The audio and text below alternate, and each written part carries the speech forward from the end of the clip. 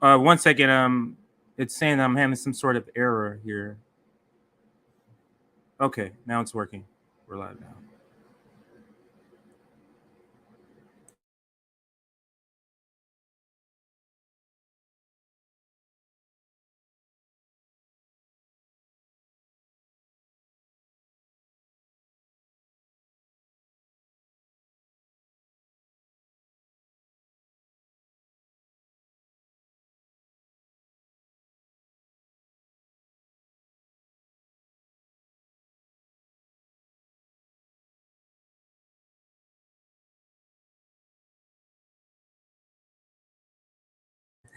Alrighty, welcome to another episode of Straight Out of Politics. I'm your host Compton J, and I'm joined with my weekly host Liv. How are you doing, Liv? I'm so good, TJ. I always love these shows. I always look forward to it. I always get butterflies. Love being here. Love y'all. And we have Z today. So happy. Yes. So I should have said our weekly co-host Liv, and then we have a guest co-host this week, and maybe for sitting in here and there, we have Z. What's up, Z? How are you? Good. I'm glad to be here. Thanks for having me on. Absolutely. So just to start off with, the issue we were having is that we're not going live on Twitter. Like these people are. When I say these people, I mean somebody is doing something, and I'm wondering if the title is drawing a red flag here. So for those that are on Twitter and not seeing the feed, that's the reason I'm still trying to get it to go live. But it says an error on Twitter. This is usually temporary. Wait a moment and try again. So I'll try again, but that's what's going on Twitter. But we're still live on Facebook. We're live on YouTube, and we'll get this up on Rockfin soon. Today we have some topics we will be covering. Let me see what those topics are. 1 year later, Joe Biden is terrible. We'll cover some numbers, some poll numbers that recently came out. I think just today, morning console numbers. We'll talk about also. I think it was yesterday. 30,000 union workers or union labor unions have called on and sent a letter to Joe Biden calling on him to cancel student loan debt. So we'll cover that. And then it was a video I discovered today, surprisingly posted by CNN, where CNN and Paul Begala, a DNC or Democratic hack, actually blames bad followers, black people pretty much, and the Republican Party for voting for the voting rights failure instead of the Democratic leadership. And then lastly, we'll touch upon some midterms 2022, what our predictions, what it's looking like for the Democratic Party. So that is the topics for today. But before we get to that, make sure you like this video, make sure you share. Make sure you check to verify that you're still following us if you're a subscriber, because there has been people saying they've been unsubscribed to our channel. So make sure you're following us. Also, if you know anyone who could benefit from discussions, some of the discussions we have, ask them to subscribe to us. So there's a lot of funny business going on with our subscribers right now. Like we've been stuck at a certain specific number for literally months since the General Strike Summit. So it's very, very fishy because it happened immediately after that, like the next day. So make sure you're subscribed. Make sure you ask those to subscribe that you may know. Also, if you're able to contribute, if you're able to donate to the Revolutionary Blackout Network, please do so through Patreon if you're able to. We do love the super chats, but YouTube does pretty much take the bulk of that. The Patreon is a little bit better, so you can find us on their Revolutionary Blackout Network. So now all of the logistics are over. Let's get down to some of the topic here. Now, the main topic, of course, is Biden is doing terribly. His poll numbers are awful. Let me see if I can find his poll numbers. Yeah, here we go. Actually, I'll bring up this tweet first, where it talks about this recent poll, where the respondents or the people who were polled were asked to give him pretty much a letter grade on everything. So I like this because it makes it a lot easier for people to understand and us to talk about. But this is the poll. So this is the actual poll. This is a screenshot. Hopefully it populates here. This is a screenshot of MSNBC this morning console political poll. You can see it here. It was conducted January 15th through 16th. Margin of error of plus or minus 2%.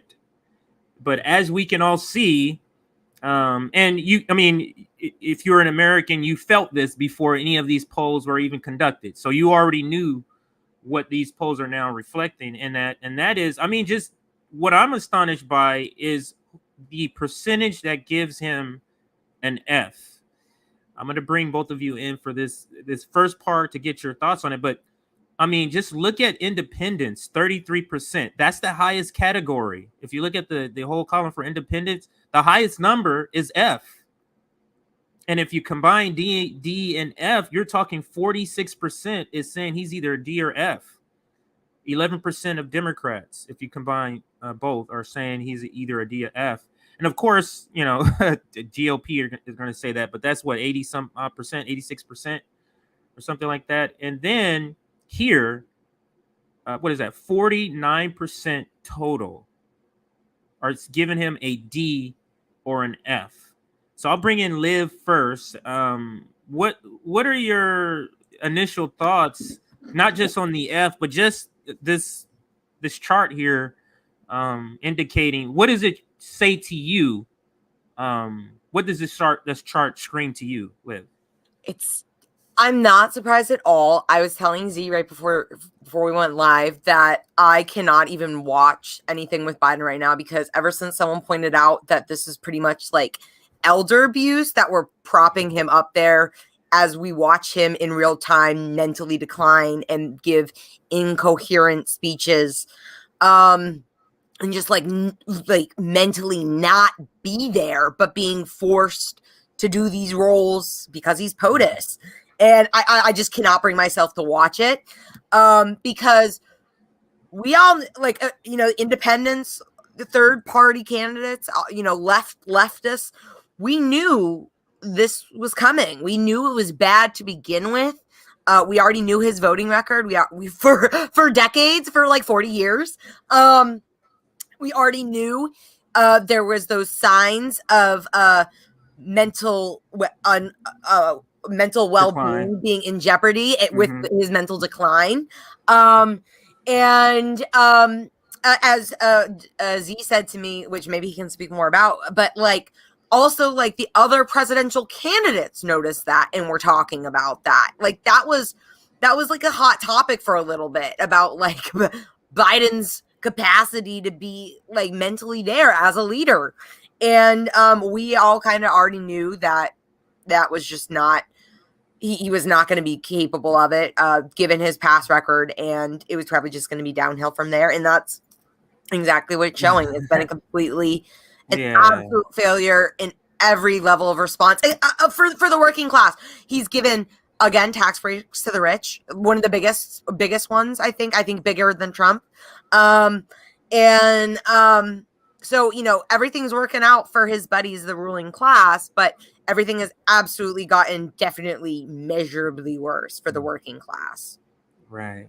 Absolutely. I completely agree. And then those numbers I kind of mentioned, where I kind of combined them, that's where I was repeating these numbers here, which show 46% of independents give Biden a D or a F. 46%.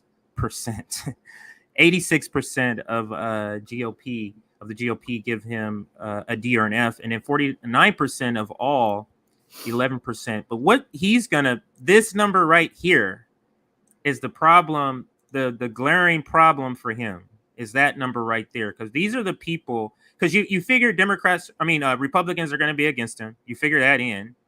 You figure Democrats are going to be for him. So it's almost the identical number that are against him, and Republicans are for him, and Democrats. If you see here, if 11% of Democrats give him a D or F, that means 89% is giving him better. And then you see here, 86 are giving him a D or F. So it's almost the complete opposite. So those are almost factored in. What they're always fighting over is these independents, the in the suburban white soccer moms fall into this category here. The moderate Republicans that they're always going after would fall into this category here, when there's almost like 100 million people that don't vote at all that they can always tap into that they don't care about. So I'm going to bring Z in. What are your thoughts on, how do you reflect on these numbers? I mean, have you, seen numbers this bad for any president in your lifetime? What are your thoughts on this? No, I haven't seen any numbers this bad at all. And I mean, I was watching something earlier. I think it was Breaking Points, and they were just talking about the fact that Trump in his even in his worst time was 35%. Was his lowest was 35%, and this is only been a year, right? So it's just like I don't even know. And then it was funny that I saw a comment just now that you put up that the 1% in the GOP is just the guys who realized he was just like Trump. But yeah, because you always wonder, like, who are these few people that, for example, that give Joe Biden a GOP that give him an A? Like, are you really GOP, or like, who are you that's giving him an A? It's so funny.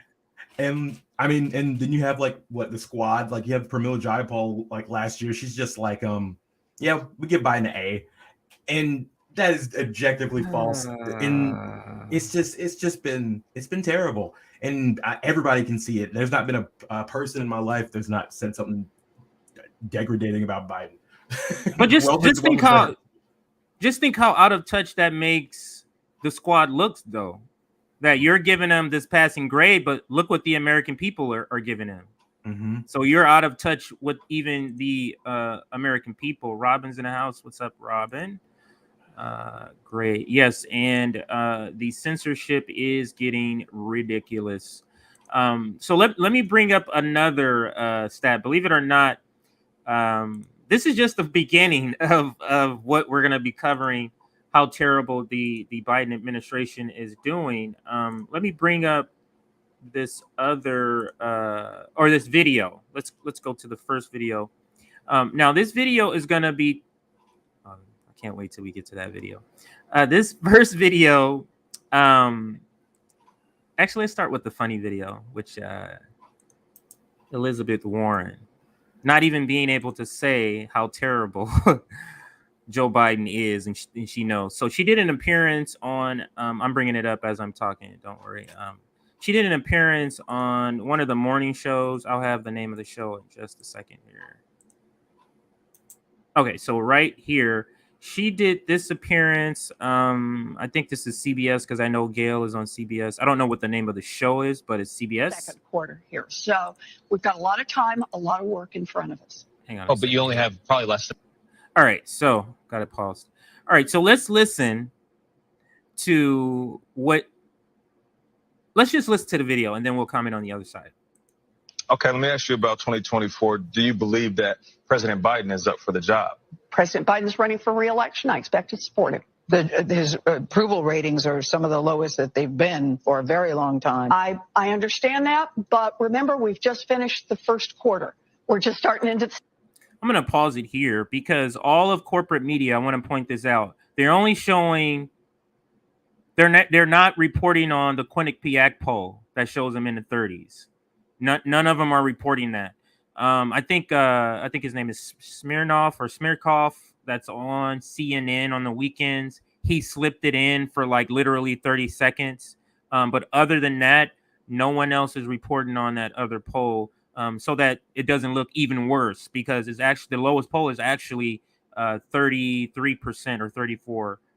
So I just wanted to point that out as just one of the things that their propaganda tools are using, just excluding a poll, just pretending it never existed. So back to the video.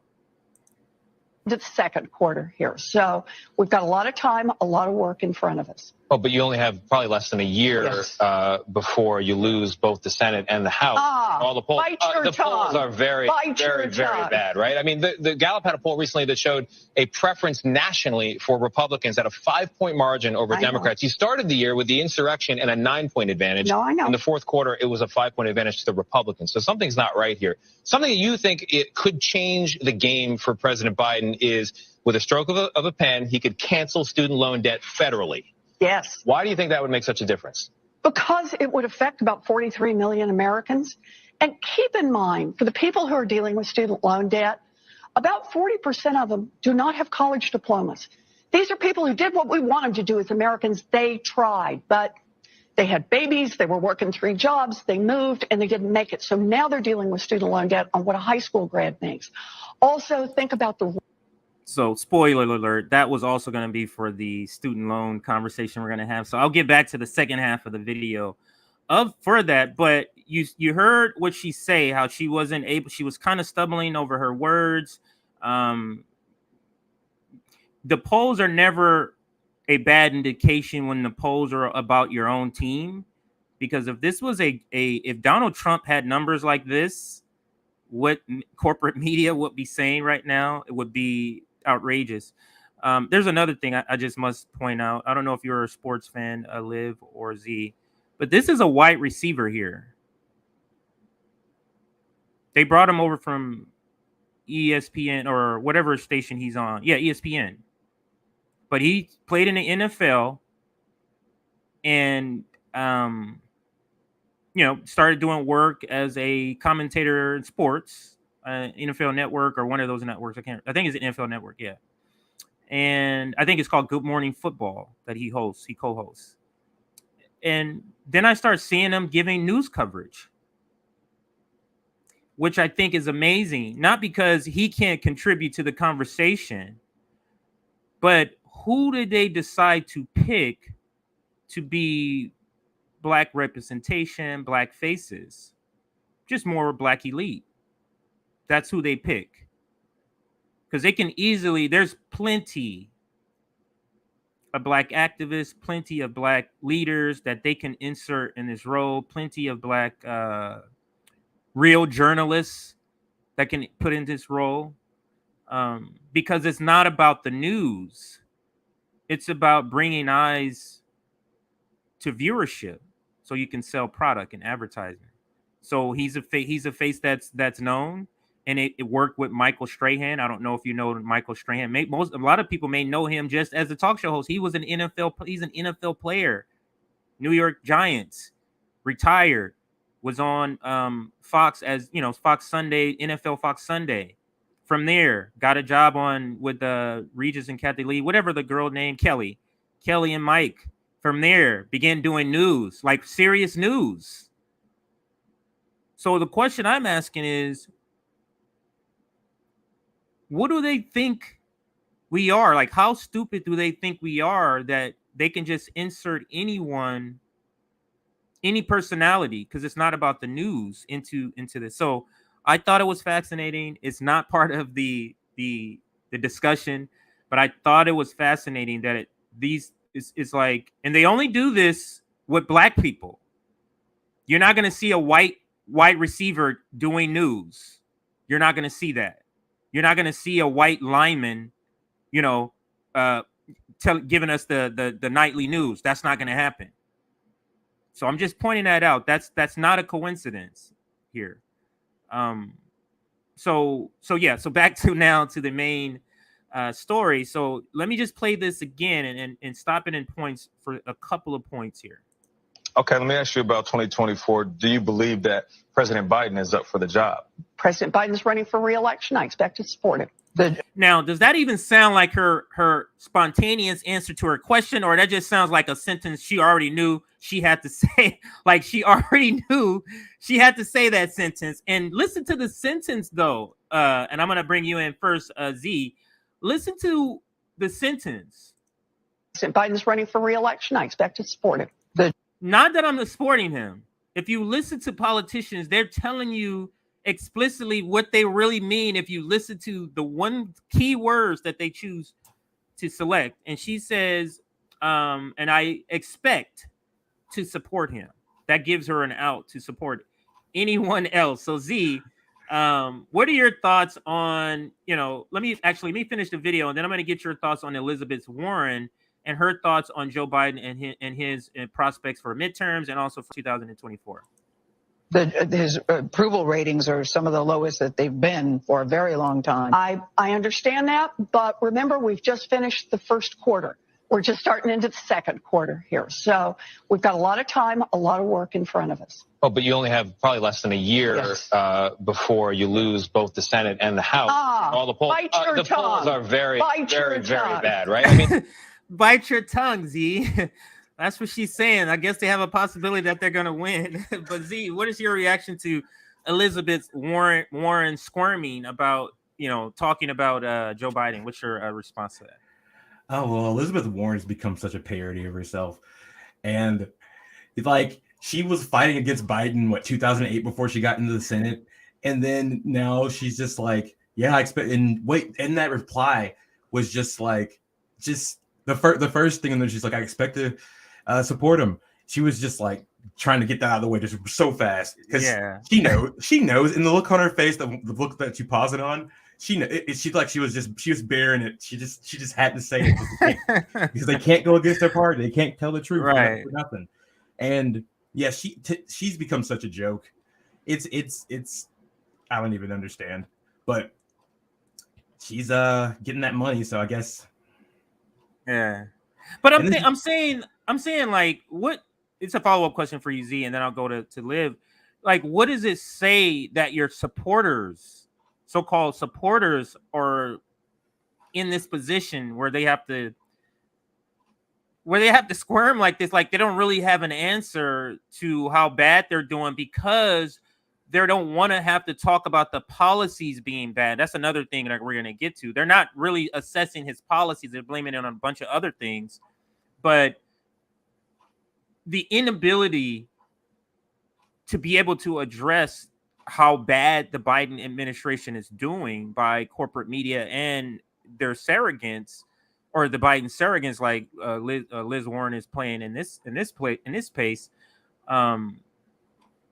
So Z, like, do you think these people are in a bad? Like, do you feel sorry for somebody like Elizabeth Warren who's put in this position, for example? Do you feel sorry for these Democrats who have to go out and speak about Joe Biden, even though he's doing terrible? Like these anchors who have to bring it up. Like, do you feel any sort of sympathy for them? No, she really put herself in this position. Her primary escapades, but I mean, you have like the president has the first year is the most important. So if he didn't get anything done in this year, he's not shit's gonna get done. Nothing. So, and they know that, and I think that they know that the followers have remembered that Democrats suck. Trump was just, at least things were happening with Trump. Nothing is happening with Biden, and people are remembering why they wanted a person who was not an establishment, because establishment is just ultimately going to serve power. Right. And I don't. It's almost like, and I'm gonna bring you in, Liv. It's almost like they're trying to lose. It's almost like they're trying to bring Donald Trump back. It's almost like, because you can't be doing this bad when you clearly have easy answers to get. Like, literally, you could just pick one of any main topic, raise the minimum wage to $20 an hour fairly, and watch how many people vote for you. That's one topic you can do. A lot of people, you'll give votes. Erase 50,000, 75,000, or all of student debt. You know how many young people will come out and vote for you just on that? How about give everybody a single payer of health care during a pandemic? How many votes you're going to get? Like, so if any single issue, now we're saying do all of them, but any single issue would get him a lot of votes, and they simply don't do it. So, Liv, do you think this is part of the whole one-party duopoly game? Yeah. To play this, I'm failing, I don't know what I'm doing, I'm just terrible at my job, so that it can go back to this, separate power where where one party doesn't control both branches, so it looks like it's gridlock that's stopping good from happening. Because right now it doesn't look like gridlock is stopping it. So what are your thoughts on that, or anything surrounding that? Yeah, it's the ratchet effect. This is all planned. And once I saw that tweet with that image of the ratchet effect of how it goes, they go back and forth like switching power and blaming each other, and that's how they maintain control of this faux duopoly, because it's really just one establishment party. But that's how they can keep up the facade of our democracy. And then there's always the rotating villain, whoever they choose to show in that spot.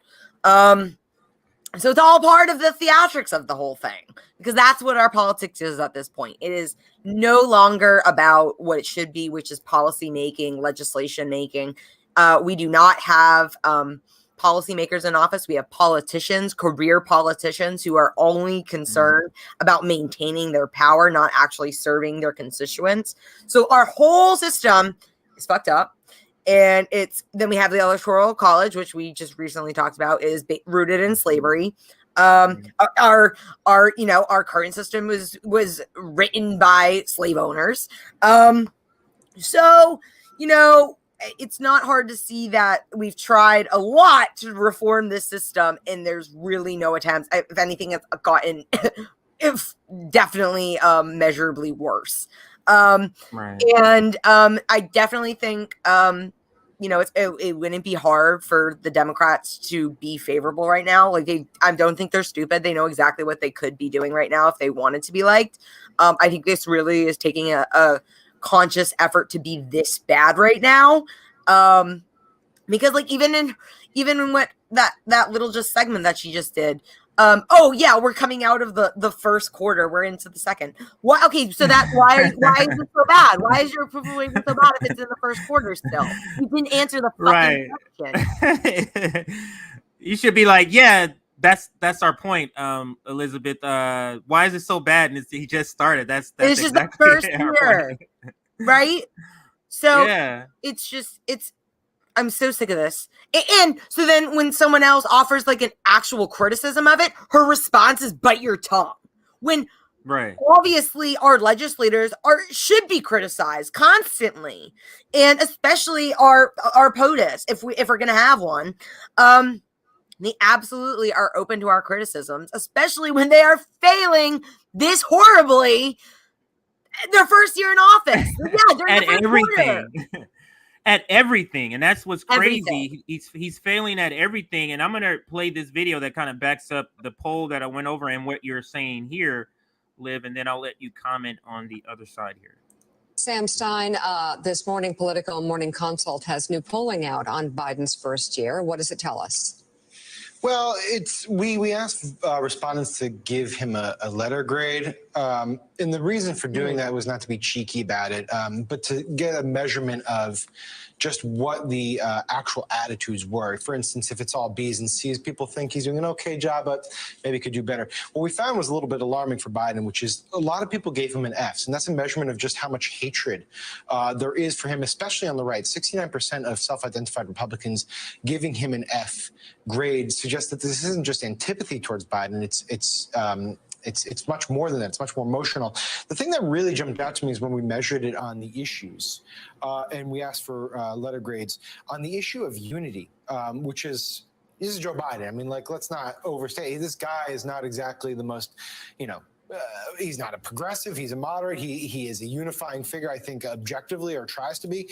He got an F by 40% of the public on that grade, and that suggests that either his platform is not breaking through, his messaging is not breaking through, or voters are just not responding to the White House in a way that Biden, frankly, needs them to respond. I will say this, it's sort of a cousin of what Joe was saying, which is, it's not, for me at least, the theory here is it's not so much that he's gone too far left, although you can make the case. I have to pause it here because I'm just looking at those numbers. Look at this here. Look at the F column, Z and Liv. Like, this column is the biggest column in every category. Largest number in every category. Now, some of these are conservative categories. Like this, I don't think national debt should be there. There's, a bunch of other stuff that can be there. How about how he's doing on climate? That could be there. That's, and this is just, this is one of those things they just have some abstract things they like to take. But these are terrible, terrible numbers, like lower than Donald Trump. what numbers are. This is why they're always pushing January 6th. This is why they're always pushing Russiagate. They are definitely afraid of that Donald Trump can easily win the next election. They know that. Now, in a duopoly, of course, it doesn't matter to us which one, but to these managers of the ruling class, which is basically our Congress, they for their self, they want to make money. So individually, each team does want to be the one that's in control for the corporations. So I think they really want to win. Each side really wants to win. But just so couple these numbers, couple the fact that the other option is Donald Trump. So then I ask you both, what do Americans do? These are our options. This guy or Donald Trump? Electorally, what are we doing still? Like, what are we doing here? So Liv, I'll let you, kind of chime in on that particular point. Like, what I'm trying to understand moving forward, what is the point in even voting for these people anymore? What is the point? Liv. To me, there isn't one, because we cannot wait even till this election. What? This is for POTUS? We cannot wait till 2024? Right. Are you kidding me? Cities are going to be underwater by then. More cities are going to be underwater by then. They're already taking up our coastlines, and we're already having increases in the frequency and durations and intensity in natural disasters. What civilization by then?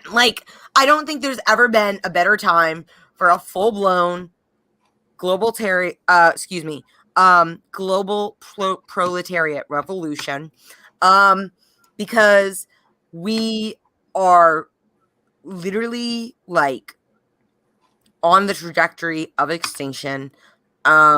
We've already had I forget how many species. I think at least 50 have been declared extinct over just the past couple years, in my lifetime. And I'm 25.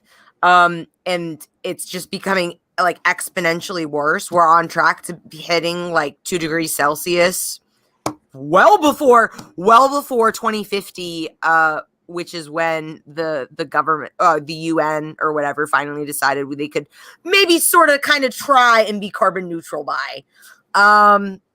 So, we're fucked if we are to depend on our electoral political system.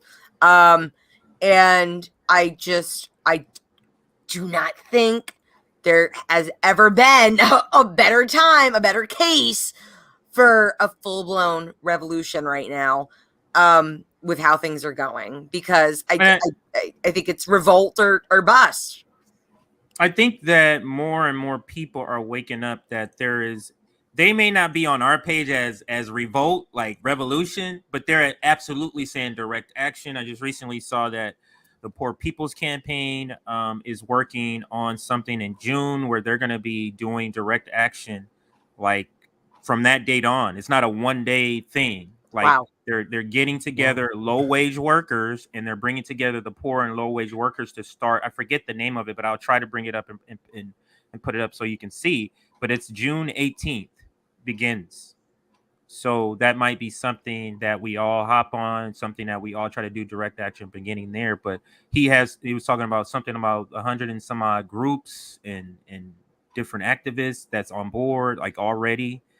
So I'll bring that up. And then we've seen all the striking that's going on. So something's going on. Yeah.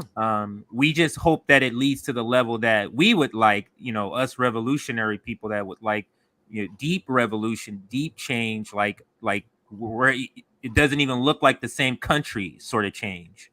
And it's needed. So let's finish the video. We'll comment. We'll bring Z in on the other side. Platform is not breaking through, his messaging is not breaking through, or voters are just not responding to the White House in a way that Biden, frankly, let me back it up on that point so we can get the beginning of that last point he made.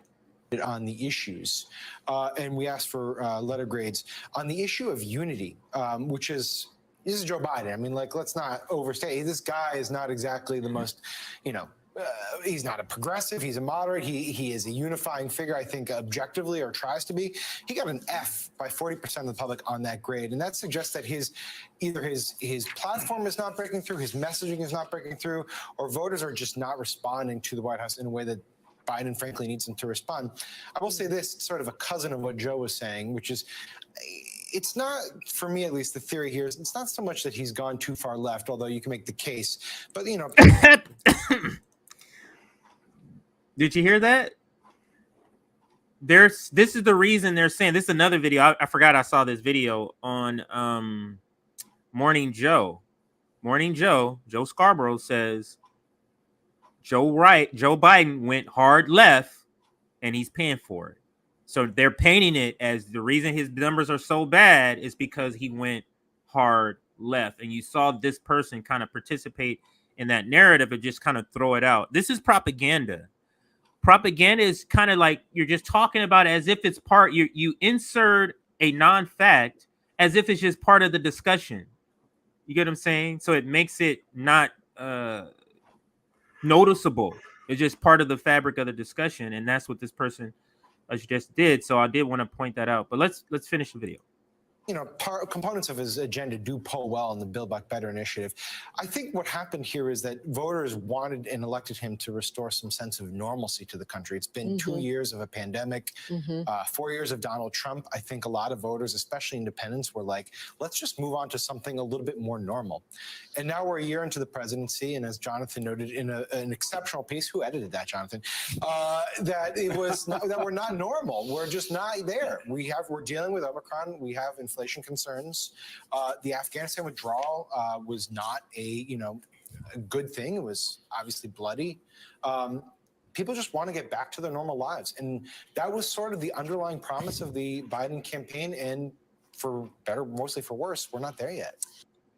So what you notice here is them telling you, this is propaganda. They're telling you the reason why you're saying he's terrible. They're telling you it's everything else, not his policies. You notice that it's the unvaccinated. They're filling up the hospitals. It's Omicron. It's inflation. It's the pullout that didn't look well. What about your policies that are ineffective? What about that? They never talk about that, and that is on purpose. And when they speak about Joe Biden, they'll say stuff, he's having difficulties. He's not doing well. I could literally probably Google Trump polling bad and watch the same sort of polling and see how they talk about Donald Trump's polling. What are your thoughts, Z, on any part of that? The video we just played where they kind of cover the numbers, but they begin, as they're covering it, they're giving him excuses on why his numbers are as such. What are your thoughts on the corporate media even participating, doing this for president? And what are your thoughts of just, how bad his numbers are and any of the other surrounding things you want to comment on? I think earlier we were saying that I think it's at electoral politics right now is at a dead end. I think unless there's outside movements putting pressure and a revolutionary party or vehicle of some sort being conceived, there's not going to be any movement for the political expressions that we're trying to achieve. And I think that, like you said, people aren't completely there yet on the revolution, but I do think that people are ready for some big changes that can start revolution. Like people should be, talking to their neighbors and actually starting to talk to their communities and start buckling down because they're gone. They're not here for us. And neither party is here for us. But unfortunately, we are going to see, a big swing in the fall. But I'm hopeful because it seems like, like you're saying, any other president, especially Donald Trump, will be getting lambasted. But for these poll numbers, but they're just trying to do damage control for him, even though there's nothing that's going to be able to save this. So yeah, this ship is pretty much done. There's too many holes. There's no way saving this president. Like, he would literally have to do like cancel all student debt, $15 trillion investment in climate change, $25 minimum wage to probably bring his numbers up. Like, anything short of anything transformative of like that. Exactly. He has to seriously materially changing people's lives, and I don't see that coming. Yeah. Like, it's not part of his history. Yeah, exactly. And we have to remember, he said nothing was going to fundamentally change. I mean, he's doing exactly what he said he was going to do. But he didn't say it was going to get worse. Yeah, he said actually, like, it's getting like, it's like you've said multiple times, Liv, like measurably worse, like really measurably worse in many categories. And I think Nick, fellow RBN member Nick, I think he breaks it down, like where he goes over different categories. I know immigration, Joe Biden's worse on immigration. I know I think drilling permits on climate change, I think he's worse because he's doing more. Not that Trump did anything, it's just that he's doing more harm. That's all. Not that Trump did anything. You're making somebody like Trump look better on climate change, which is ridiculous. So let's listen to how the White House is framing the first year. I forget her name, but they're going to say her name and her position in the White House in the Joe Biden administration. How is the president gauging his first year, and where are the big challenges that lie ahead? Well, you'll hear from him on this afternoon, but what I can tell you is what he's thinking about is the great progress that we've made in the first year. You know, in the first year of his presidency, we've seen record economic growth. We've seen over 6 million jobs created, more than any other first-year president ever. We've seen. So, propaganda, because if you lose 9 million jobs and then you gain 6 million back, that's not you being the greatest economy. You still haven't gained back 3 million that you lost. These are just hypothetical numbers, but that's essentially what has happened. Is that you're taking credit for America getting back to normal with jobs because we've been on a lockdown. Like, it's so absurd. Like, you made a policy that increased jobs when it's just simply we have a vaccination and now stuff is not as locked down. So what are your thoughts, Liv? And then I'll go to you, Z. Actually, let me finish the video. Then I'll get your thoughts on how the White House is spending their first year. But let's get Kate Bedingfield, who's a White House communications director. Let's get her finish her segment here. In the first year, in the first year of his presidency, we've seen record economic growth. We've seen over 6 million jobs created, more than any other first-year president ever. We've seen incredible progress on COVID and on testing and on vaccinations. When the president took office, only 2 million people were vaccinated. Now over 200 million people are vaccinated. Did she say testing? Hold on here. Did she say COVID testing? On vaccinations, when the president took office, only 2 million people were vaccinated. Now over 200 million people are vaccinated. So he believes that he has laid a foundation. I'm sorry. Incredible progress on COVID and on testing and on vaccination. He's made incredible progress on COVID and testing. Now let's challenge that. Let's see what else she says. When the president took office, only 2 million people were vaccinated. Now over 200 million people are vaccinated. So let's analyze that. This is another thing they're taking credit for a sham number. The vaccinations came out in January. So that's why it was only 2 million. So you're taking credit simply for time going by and the vaccination rolling out. That's what you're taking credit for. I'm sorry, we have to think. It's also because you fucking are forcing people to get vaccinated. What about that part? There, but that is true. That is true. Sorry. Because you're Gestapos when it comes to wanting people to get vaccinated, pretty much. and the thing is, you're still having more death. Just think about this, Zia. I'll get your opinion on this.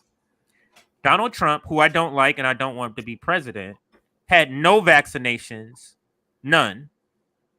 You have vaccinations. How do you have more deaths than Donald Trump when he didn't have any vaccinations at all? You explain that to me on how you're doing a better job. You have more deaths, right? And you have a vaccination. You have half the population vaccinated. It's just so ridiculous. What are your thoughts on that, Z, or any part of that? Yeah, I mean, as far as the unemployment, yeah, I was one of those people who they, fudged the numbers and cut us off on unemployment and then said jobs went up. I don't have a job yet. So I'm still waiting on that. And it's just funny about the vaccine because they want to keep pushing it on people and I mean, it doesn't stop transmission. I mean, but they still want to punish people for not taking it. It was marketed as a cure. That's what he wrote his presidency on. And it was a complete objective failure. And everyone sees it. When we have places down here in the South locking down, and like that's unheard of. We have like teacher shortages going on in some spots, and they're going all virtual when that's all they're railing against. It's like, yeah, and then he goes out and says there's no federal solution, and he sends out then he gives out test. It comes out like he did something with the testing, and it's like, this should have happened like a year ago. This should have been part of the original plan, sending tests out. So he's been a objective failure. And like you said, he has way more death on his hands right now than Donald Trump does. I got to find that video of Kamala Harris. And I think I forget the anchor she was with. It's like, what about the testing? We're going to do it. What about the testing? We're going to do it. He asked it like 3 times and she wouldn't answer the question. She just kept saying the same thing. I'll see if I can find that. But let's finish this video here, and then I'll have you comment on the other side. So he believes that he has laid a foundation for progress, but he would also be the first to say there's a lot more to do. There's a lot more to do, and he wants to finish the job on the things that he started. He set forth an agenda that's going to grow the economy from the middle out and the bottom up, and he wants to finish the job on that. So he's thinking about all of the important progress we've made, but also all that's left to do as we move forward. And the American people are going to hear from him on that this afternoon. How is the president gauging his? He's made remarkable progress. So, Liv, what say you about the Biden administration basically saying they've done some great things and they acknowledge that, yeah, there's more they can do, but they've made some great accomplishments. Can you talk about those great accomplishments by the Biden administration? Point out all of them and then explain how they affected your life, please. Like, exactly. Like, it's so ridiculous. It's so ridiculous. Like, I mean, you couldn't even answer that question because it was so ridiculous. But seriously, what do you think of them projecting this as if they're doing a great job when no one feels it? It's in the poll numbers. No one feels this all of these great things you're doing. So what are your thoughts on that, Liv? They're just straight out lying at this point. Like, I guess probably they've always been lying to degrees, but like this is just blatant lying and or as we said, propaganda. And it really sickens me to think that there are people who think like, oh, well, we got to deal with this for another 3 years and then we can vote our way out of this. And it makes me sick to my stomach because it has gotten so bad. I also want to say he is record high in deportations right now, and high in kids in cages, way higher than Trump. And there has not been a peep from Democrats about that. So the progress that they've made are on things that we would still be criticizing Trump on doing. Exactly. But we are absolutely, or corporate trained media is absolutely silent on those things. Also, the other things you've said, such as auctioning off land for oil drilling. Record high numbers. He just record off like a historic portion of the Gulf of Mexico for land for oil drilling, and he reversed the moratorium, the hold on oil drilling that Trump enacted after he said the IPCC climate report was insufficient enough evidence to indicate that he should holding off the drilling. He also repealed that the insulin cap that Trump had on. As soon as they got in, they repealed that. Measurably worse than Trump, and we hate Trump. He's terrible and disgusting, and all the same things that. Yeah, and he's worse than that. Like, how are you worse than that? And let's. This is CNN. I was surprised when I saw this clip, but this is CNN. Being a little more honest than normal about Joe Biden. But the Democrats had all this energy, especially when they won those 2 Georgia Senate races, that this was going to be a giant year, and it wasn't. And President Biden will have the opportunity tomorrow, John, to try and explain essentially what went wrong for Democrats over the last year and how he wound up with roughly a 42% approval rating just 1 year into office, and have the opportunity to really try and shift the narrative that's developing around his presidency. But the Democrats that I'm talking to, John, they feel like they put a lot of trust in Democratic leaders, including the president, around a lot of these key issues that he said that he was going to focus on. And that reservoir has mostly run dry, is what one Democrat told me today. But the Democrats had... It's run dry. So Democrats are actually backing out on Joe Biden too.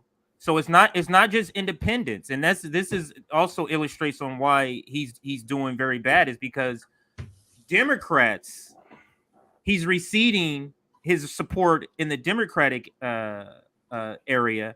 There is another video I do want to play, since we're playing videos. Let me get this other one out the way. Also, it's also in the same conversation. Actually, no, this is a different conversation, but Abby Martin was in that video. She's also in this video. We're going to listen to Abby talk about the Joe Biden administration. And, I haven't heard her talk like this before. I haven't heard CNN allow anybody sort of to talk in this way about the Biden administration. But let's listen. Let's listen here. From the perspective of the American public, they're looking at the Biden administration and they're asking, do you guys know what you're doing? Do you guys have a handle on these problems? And there's a perception now that they don't. And so they've got to right that ship if they're going to regain the confidence of the American public, because Americans will weather inflation. They will weather some of this stuff if they feel like the leadership has it under control. But right now, it seems like the Biden administration is just, they're lurching from one extreme to another and saying that they are not anticipating things that people are telling them are coming their way. And that is, I think, that's a perception problem that erodes confidence in the administration from a political perspective. It's not a perception problem. It's actually what's going on. So yeah, again, anytime I see these types of clips on corporate media, I do want to highlight them, because if it's breaking through corporate media, that usually means the people and everybody else have been talking about it for several months. And that's exactly the case. But Z, what are your thoughts on sort of these critiques of Biden popping up here and there on corporate media? And they're very small, like that was 45 seconds long, and then the rest of it is not. So what are your thoughts on it? I think if they are foiling like that, they know what's coming. They're trying to, and a lot of people, even the pundits, they have been extremely embarrassed, especially after using we only have this one. It's the most important election in our lifetime to get everyone to vote for Biden. So they look like they're embarrassed. They're trying to make a case for him still. It's really painful. It does look really painful. And I did say Abby Martin. That was Abby Phillips. Sorry, Abby Martin. I was like, Abby Martin. Yeah. Abby Martin is on my mind because we want to invite her to the International Solidarity Summit. Like, she's one of the top people we want to invite. So she is top of mind for me. But I do apologize, not Abby Martin. Abby Phillips was the anchor, not the anchor, but the CNN. I think they call her a contributor that we had on. So yeah, we're gonna pivot in just this, or right now I think we can pivot. I mean, it's about Joe Biden, but it's a different aspect about the conversation. Excuses. So we talked about Joe Biden's poll numbers, Joe Biden's performance. So now let's move on to the next topic, which is CNN. Paul Begala blames bad followers, Black people, and Republicans for failing on voter rights bill. So let me bring this one up here. Like, this video, I thought I wasn't, again, this topic was added last minute because I was not, looking to find a video like this. I was searching it for Joe Biden videos on Twitter and came across this video. And so let's play it. 1 second here. Let me make sure it's queued up right. I was amazed by it. So let's play it.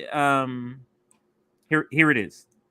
Let's discuss all of this with Democratic strategist Paul Begala and former White House communications director under President Trump, Melissa Farrah-Griffin. Good to have you both. And Paul, let me start with you and the words of the daughter-in-law of Martin Luther King Jr., Andrea Waters King. This is what she told Politico, quote, "What we have seen with President Biden is what happens when he puts the full force and power behind an issue like infrastructure. What we want to see is that same power and passion being put behind voting rights." Do you think that's fair criticism? Did President Biden put more effort into getting infrastructure passed, for example? Well, he got infrastructure passed, and that's a good thing because success can breed success. He is putting the full force of the presidency behind it. I think the problem for the Democrats right now is not that they have bad leaders. They have bad followers. Okay, I read the most amazing essay today from Andy Young. Andy is former mayor of Atlanta, former UN ambassador, and more importantly, probably the closest confidant and aide to Dr. King. He told this story. December of 1964, Andy Young and Dr. Martin Luther King Jr. go to see Lyndon Johnson to push him for a Voting Rights Act. Johnson says, "I can't do it. I used all my power to get the Civil Rights Act done last year. I don't have the power to push Congress any further on voting rights." As they left the White House, Andy Young's words, he said, I asked Dr. King what he thought. He said, "I think we got to go get the president some power." And so you know what they did? They organized. These are Andy Young's words. "We mobilized the churches, the universities, the labor unions, the business community, a coalition of people of goodwill."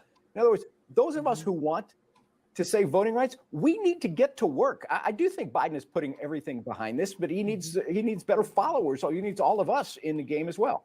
I remember what he said about the power of big business in that moment in moving the hand of politicians. Alyssa, there are 0 Republicans supporting these election reforms in their current state, to be clear. Listen to what the president of the NAACP, Derek Johnson, said on CNN today. The whole system has been fraught with partisan posture around an issue that's not partisan in nature. We're talking about protecting the rights of voters. We're talking about a similar bill that was passed in 2006 voted for by 16 sitting Republicans. Alyssa, do you think some Republicans share some of the blame for why this has become so political? Well, I think Paul gives very interesting historical context, but one thing I would kind of disagree on is that Biden's fully gone to work to get this through. Mitt Romney over the weekend said that he's not even gotten a call from the White House on this bill. I believe fundamentally that there are at least a dozen good faith Republican senators who want to see people who should have access to voting, able to vote, able to do it easily. But we do have some different policy viewpoints than the Democrats. This is where the hard work of legislating and governing comes in, where you've got to sit down and you've got to talk to people on the other side of the aisle and say, what are you able to get on board with and what do you need to see from us? I think there's actually a way that there could be a transformational voting bill that comes out of this, but it would 100% require some buy-in from Republicans. Otherwise, it's going to seem cheap and partisan. And that work's not been done by the White House today. So I hear you on what Mitt Romney said, and he said just yesterday, right? There are more than a handful of Republicans willing to work on the Biden administration with this, but his complaint was, but I haven't gotten a call from the White House. But I mean, Alyssa, it goes both ways. No, Republicans could also reach out. No, it doesn't go both ways. Republicans aren't the one trying to pass the bill. So I had to stop it there because this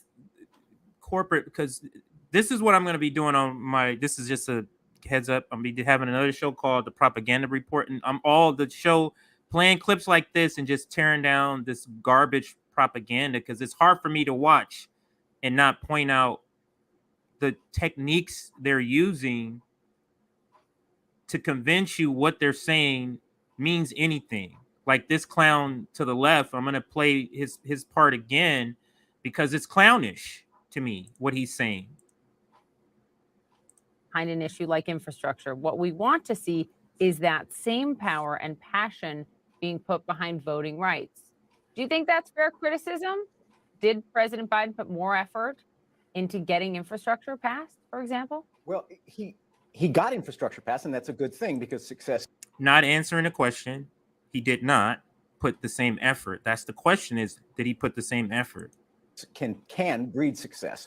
He is putting the full force of the presidency behind it. I think the problem for the Democrats right now is not that they have bad leaders. They have bad followers. Okay, I read the most amazing. Like to call them bad followers. Let's say not motivated followers. But because they're not falling in line, risking their lives, going out doing, I don't know what they could do to show that they're behind them. They're not doing more. That's the reason why we don't have the things that we have, not just voting rights, but that's essentially what he's saying. Amazing essay today from Andy Young. And so what does he do? He go ahead so that it doesn't seem racist. Let me point out a conversation between Black people, a civil rights person, so I don't seem like I'm racist when I say this. Andy is former mayor of Atlanta, former UN ambassador, and more importantly, probably the closest confidant and aide to Dr. King. He told the story. None of that was needed. None of that was needed for him to add. The closest confidant, I've never heard of him. I have, but I'm just saying he's not no closest confidant. Like, you're being just stupid and propagandist. Story. December of 1964. Andy Young and Dr. Martin Luther King Jr. go to see Lyndon Johnson to push him for a Voting Rights Act. Johnson says, I can't do it. I used all my power to get the Civil Rights Act done last year. I don't have the power to push Congress any further on voting rights. As they left the White House, Andy Young's words, he said, I asked Dr. King what he thought. He said, I think we got to go get the president some power. So what is he saying right now? He's basically telling the audience, Dr. King said, you guys need to do more. He's basically trying to say, you see, in this example, Dr. King is saying, all of you need to do more. That's what this person is trying to do here, right? Watch. So you know what they did? They organized. These are Andy Young's words. We mobilized the churches, the universities, the labor unions, the business community, a coalition of people. Why would any of those people organize around Joe Biden? Why? It's so ridiculous because he's the one that's pushing the voting rights bill. And let's be clear, the stuff they organized around the civil rights legislation and the voters' rights bill, let's not even act like they're the same. Let's not pretend like they're even close. And the civil rights bill had a lot of people critiquing that didn't go far enough. So it's preposterous what he's saying, but let me see what else he says, and then I'll pass it to you two. Of people of goodwill. In other words, those of us who want to say voting rights, we need to get to those of us who want to say voting rights. This is the part where I'm saying he's saying Black people, because you can't point to Dr. Martin Luther King, a Black person, going for voting rights and giving a Black civil rights story, and then not claim that comment is not specifically talking about Black people. But you're trying to soften it by saying those of us, we. Don't you love white liberals not willing to do much, including themselves in the fight. Like, you're not willing to do shit. You're not willing to go like what Liv did and go and put your body on the line and protect water protectors. You're not willing to do that, but you want to be included in the we. Those of us who we, like Christian Cinema did. I'm for voting rights, but I'm not for the thing that's obstructing me from getting the thing I claim to I want. It's that silliness about it. So what are your thoughts, Liv, about this guy and what he's saying? You know, that it's the bad followers. It's the bad voters. You guys aren't doing anything. Damn that you have 60 hours to work just to pay your rent.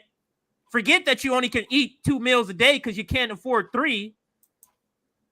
Forget that you have to put together some sort of hodgepodge of, some makeshift babysitting schedule with different people because you can't afford a regular babysitter. Forget all of that. Go out there and do something about this. When you told them to vote for you and you were going to do something about that. So, Liv, it's so ridiculous, but what are your comments? I know you may have a lot to say. I'm just going to let you go. So what are your thoughts about any part of this, all of this, all of the rant that I gave? What's your take on all of this? It's just gross corporate stream media propaganda. And I can't stand it. That's it. My dad's been watching CNN constantly and won't shut it off. It's been driving me crazy. It's been really killing me. So I've been hearing a lot of it. Like this guy, if we're gonna like break down this piece, like, okay, first off, why the fuck are you bragging about the infrastructure bill? Like, that's a piece of shit. That you gave how much money to the Pentagon, and we're supposed to settle for this infrastructure bill over 10 years? What? No. So I really can't. I'm trying to see some of the comments. There was someone else said, I don't know. Here, well, I'll give it to Z. Z, you take it away. What do you think? Yeah, like you said, the infrastructure bill was a colossal failure, right? And I don't know. That dude was just like, that was such a joke the way he like tried to frame that, and he was just like, we got to get the president some power, like it's some like movie or something. Like I doubt that ever happened, and like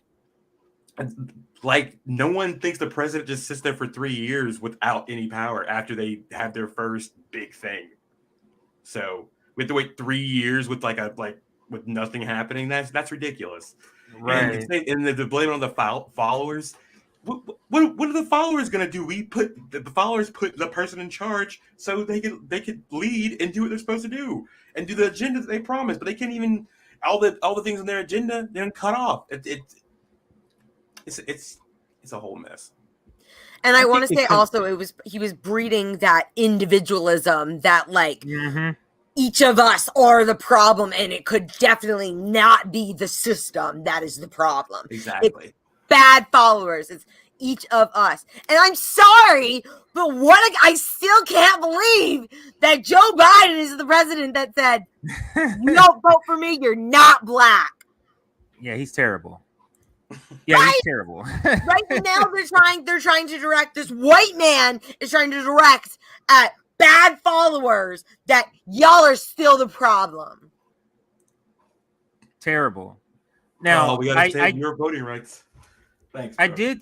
I did post I just remember this. I did post about the numbers, and I told people that if they made a comment I might read it online. So let's see. Let me actually share this and see if anybody has made any comments to this tweet about today's topic. And we'll read those before we move on to the next topic here. But let's see. Okay, so this is is this the tweet? Or maybe, right here. Discussing this tweet and these numbers today, if you have a comment. So let's see if anybody has any comments here. Hopefully they're not too crazy. AOC and Ilhan Omar. I'm sorry. Did I even check to see if this is on screen? Okay, it is. Okay. AOC and Ilhan Omar are not Joe Biden. Digas? Or Dennis? I guess. Is that maybe I don't know what that character is. That a character or something? I don't know who Dingus is. How delusional are those 63% of Democrat voters giving Joe Biden an A or a B? That is true. So he's talking about here, Democrats giving him an A or B. This group right here. Yeah. I don't know what they're. I mean, they have to be the Deborah Messings, the George Takate, these the celebrity class that love Joe Biden, and they don't hear Donald Trump screaming on the screen anymore. So for them, life is great. You know what I mean? They're going to brunch. It's not. Go ahead. Yeah, that's another one. Hamill in the world. Yeah, that's true. That is another one. Let's see if there's any other comments here. This current administration is shooting straight to the top of my list of worst presidents in U.S. history. That comment here from Unique Shack Fan. This is on the screen, right? Because I can't see the screen. You're able to see this. Yeah. Okay. So let's see this one here. Democrat Party is a cult, 6%. What? That's so low. So I guess this person is saying is a cult only 6%. What was 6% here? Oh, yeah. Like if you're only giving if only 6% of Democrats are giving them an F, yeah. That's showing that you're being biased. It needs to go even lower. That is true. I agree with that. Let's see what this person gives. So Laura 78703 says, I prefer to grade him by issue. Immigration and asylum, F. War and defense, F. Foreign relations in terms of imperialism, F. Global pandemic at home, C. Worldwide, F. Racial justice, D. Or maybe F. I'll defer to people of color. Poverty, F. Oh my God, I'm tired now. This person.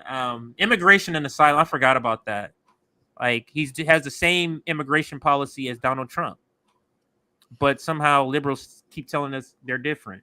War and defense, the increased the military budget, that's an F. Absolutely. Foreign relations in terms of imperialism, yes, he's still funding the apartheid state of Israel. So there's a lot of things still that are terrible with this administration. I think, okay, I'll leave this last one here. We are all on the same side here, my friend. We are all showing how terrible this president has been. So absolutely. So those are a couple of the comments that were made about this topic. Let me make sure I'm not missing, because there was the video that we watched from the White House editor Sam Stein. Let's see what comments we have here for this one. Margot Lee, friend of the show, she was on I think last week and a couple of weeks before that. Margot Lee says inflation concerns, spoken like a guy who doesn't have any issues. Right, the way they call it, inflation concerns. Let's go to this next one. Problem with the corporate media is you're always going to have a right wing frame on any so-called analysis. That is very, very true. Even when you have so-called liberal media pundits, it is a very conservative right wing framing. Notice he referenced the too far left narrative and left outlines insults, negligence, and turpitude. Clear bias in favor of profit over people, rehab, and Republicans. That is absolutely a great point. When he says he does call it he went too far left, as if that is not even possible. It's not possible in American politics because neither party is. So those are the comments. Any last comments from the two of you on this video before I move to one of the last topics we have for today? Let's see here. 1 second. No comments. Let's see what the last topic is here that we haven't covered that I want to cover, and that is the student debt. So I don't know if this is breaking news, but this is a story came out in the Business Insider, and they usually just cover other stories from other news outlets. So let's see who this one is from here. And so here we go. This is from the Student Debt Crisis Center Twitter page. Liberal unions unanimously passed a resolution that called on Joe Biden to cancel student debt by executive order. Let me make sure this is centered right really quick here. Get this banner off. So let's click on the article and see.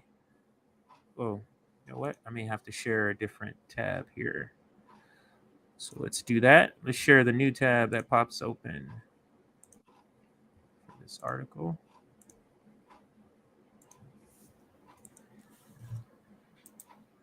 All right. So Business Insider, 30,000 union workers call on Biden to cancel all student debt. We are wanting to let him know that unions have demands on him. So this here. So you're talking.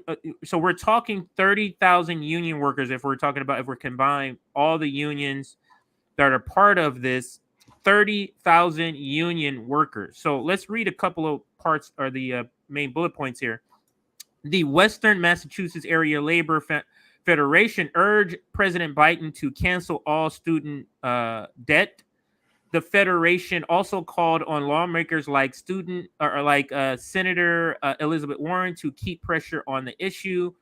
Biden recently extended the pause on student loan payments, but has yet to act on broad forgiveness. So that is what the article essentially talks about. One way President Biden can show he is truly union friendly is by canceling all student debt, according to a group of labor unions. Last week, the Western Massachusetts Area Labor Federation within the AFL-CIO, the largest federation union in the United States, unanimously passed a resolution that called on Biden to cancel all student debt by executive order. And what's very telling to me is that it was unanimous. So a unanimous vote to say, hey, Joe Biden, cancel student loan debt. How big do you think this is, Z, that unions are now getting on board and publicly coming out saying, cancel student loan debt? How big do you think it is? How effective do you think it is? Do you think unions coming on board with this fight helps?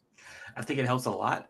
I don't think he's going to do it, though, but I do think that helps a lot. I think that you're starting to see a groundswell of movements, especially for things like student debt and healthcare, because that's crushing. It's starting to crush people like daily lives, and you can see it.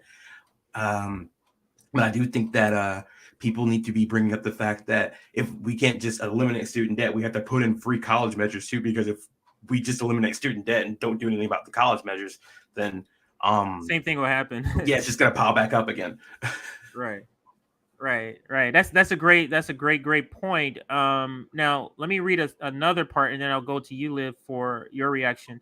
The federation, which represents 30,000 workers, wrote in its press release that 55% of the state's residents have student debt, with the average load standing at $33,256. Along with calling on Biden to act on the issue, the federation also called on Massachusetts Senator Elizabeth Warren and Ed Markey, along with other elected officials, to continue keeping the pressure on the president to cancel student debt. So, Liv, same sort of question. What are your thoughts on 30,000 union workers being on board with canceling student debt?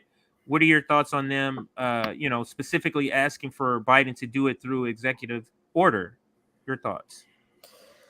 I want to say positive, so I'm gonna say yeah, this is definitely a great step in the right direction, and hopefully can still get that be a seed and planting of the larger conversation of okay, well, it's not just enough to cancel all student debt. We need free education, but I just don't see this happening because this conversation is a domino effect. It goes from free education to free healthcare to it starts identifying all of the systemic changes that need to be made.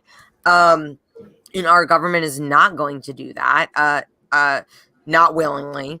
And I don't even think if we revolt, they're going to do it. I think like we just this government is so corrupted, so bought out.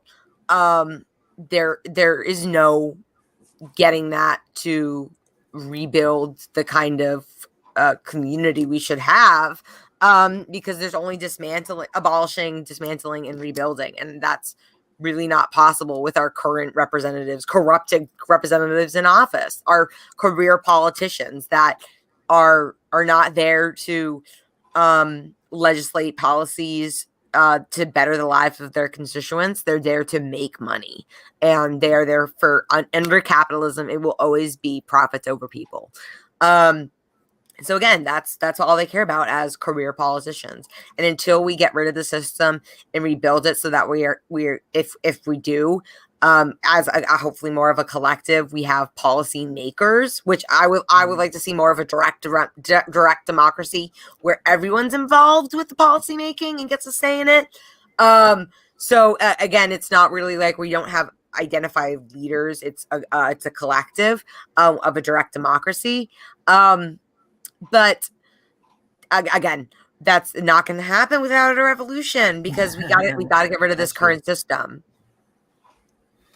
Absolutely. And I'm trying, somebody in the comments reminded me that he has a news conference that's going on right now.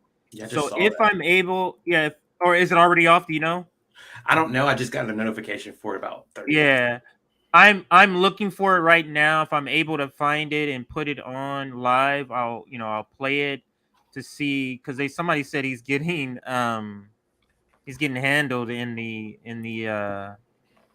press conference. So if it's any comedy, I'm always up to see this guy get what he deserves. So let's see if I'm able. Oh, of course they got to play a bunch of commercials before I see if it's working or not. But let me go ahead and see if I can put this up here. I think I found it. So let me share it here. Okay, yeah, I do have it. All right, so let me share it. So we'll watch a little bit of it just to see if there's any pressing news that in the laboratories kids go he talks about. To the bathroom, cafeterias, buses, etc. All that money's there. There's billions of dollars made available. It's there. Not every school district has used it as well as it should be used, but it's there. And so, in addition to that, there is now another $10 billion for testing of students in the schools. So I think as time goes on, it's much more likely you're going to see that number go back up from 95%, back up to 98, 99%. But the outfit, the individuals of the district that says we're not going to be open is always going to get, and I'm not being critical of any of you, it's always going to get front page. It's always going to be the top of the news. Let's put it in perspective. 95, as high as 98% of the schools in America are open, functioning, and capable of doing the job. How about Jen Epstein, Bloomberg? Thank you. Your top foreign policy advisors have warned that Russia is now ready to attack Ukraine. Oh my God! Just like on schedule, the corporate bullshit ass Bloomberg coming in, bringing in some bullshit ass Russia bullshit. Hasn't the U.S. and the West lost nearly all of its leverage over Vladimir Putin? And given how ineffective sanctions have been in deterring Putin in the past, Why should the threat of new sanctions give him pause? Well, because he's never seen sanctions like the ones I promised will be imposed if he moves, number one. Number two, we're in a situation where Vladimir Putin is about to, we've had very frank discussions, Vladimir Putin and I. And the idea that NATO is not going to be united, I don't buy. I've spoken to every major NATO leader. We've had the NATO-Russian summit. We've had the OSCE has met, et cetera. And so I think what you're going to see is that Russia will be held accountable if it invades. And it depends on what it does. It's one thing if it's a minor incursion and then we end up having a fight about what to do and not do, et cetera. But if they actually do what they're capable of doing with the force of mass on the border, it is going to be a disaster for Russia if they further invade Ukraine, and that our allies and partners are ready to impose severe cost and significant harm on Russia and the Russian economy. And, we're going to fortify our NATO allies. I told them on the eastern flank, if in fact he does invade, this is terrible. I've already shipped over 600. Literally just going to make the life worse for the Russian people. Equipment, defensive equipment, right. It does nothing to Putin. The cost that doesn't going mean into Ukraine in terms of physical loss of life for the Russians, they'll be able to. So I'm going to mute that and we'll talk. I want to wait till the next question. I just can't hear this just garbage about Russia. It's question. And the framing is so off because it's us. We're the ones we backed. We had a coup in 2014 that propped up the fascist government in Ukraine, and Russia is very sensitive about that because that's how the Nazis invaded Russia. Right. And our corporate media will never, discuss any detail like that you just brought up. All right, let's bring the sound back in and see if he's moved on from this garbage. But should have known when he said Bloomberg. Should have known that's.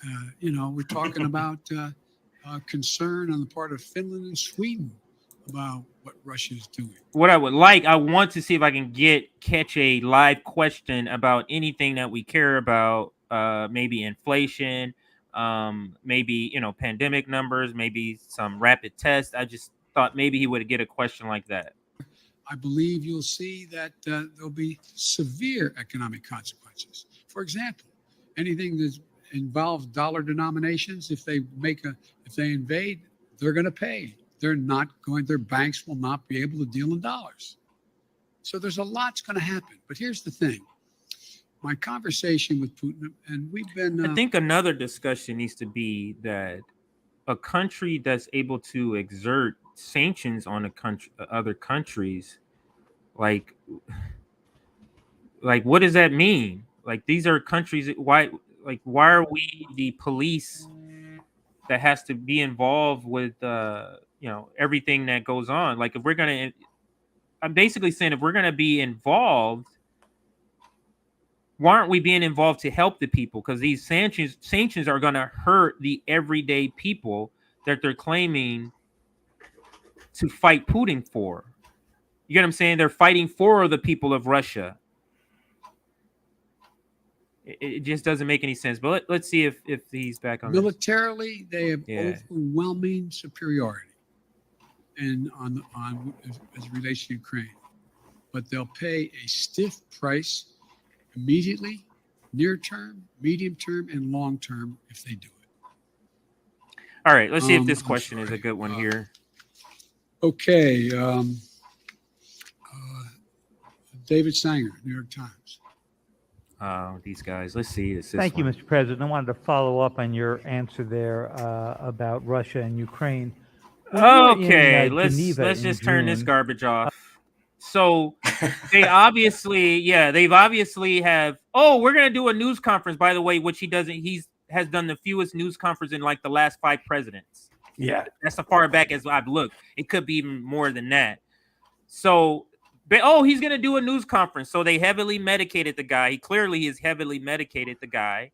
And then they put in a bunch of reporters with bullshit ass questions so that he doesn't get the questions that he needs to get for the American people. It's just more propaganda. And all of these newspapers are all in on it. The New York Times, they're happily do their part in propagandizing people. Bloomberg News, you saw that they started on these Russia questions, all these bullshit as, January 6th questions. When everybody's here to talk about the poll numbers on all these, the economy, where are the rapid tests? But you're asking this just garbage. Oh, let me hear about, some more Russiagate, some more nonsense. Let's see. Significantly as you can, yes, I think he will. But I think he'll pay a serious and dear price for it that he doesn't think now will cost him what it's going to cost him. And I think he'll regret having done it. Now, whether or not, I think that,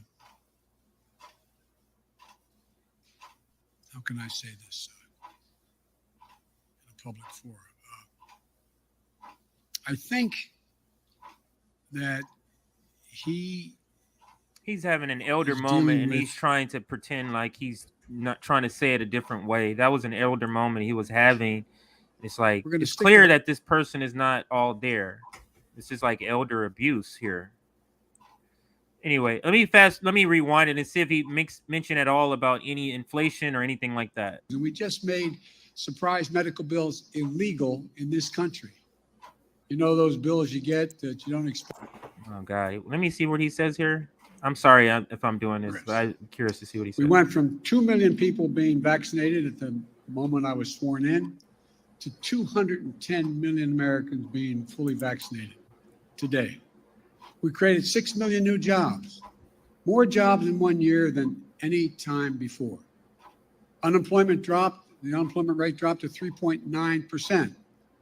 Child poverty dropped by nearly 40%, the biggest drop ever in American history. New business applications grew by 30%, the biggest increase ever. And for the first time in a long time, this country's working people actually got a raise. People, the bottom 40%, saw their income go up the most of all those that got a raise. Where? We cut health insurance premiums for millions of American families, and we just made surprise medical bills illegal in this country. You know those bills you get that you don't expect that are $2,000 to $5,000 from the hospital beyond what you thought you were going to have to owe because of the consultation you weren't told was going to cost that much? You mean all of the medical bills? Because that's what you just described, like all of them. No more. They're now illegal. Thanks to the American Rescue. So the surprise medical bills are illegal, but the ones that you're getting, which are just as terrible, those are fine. So as long as they notify you that they're about to destroy your life financially, that's fine. As long as they don't send it to you as a surprise, right? It's they have to wine and dine you before they destroy you. Right. It's just such bullshit. First time in a long time, this country's working people actually got a raise.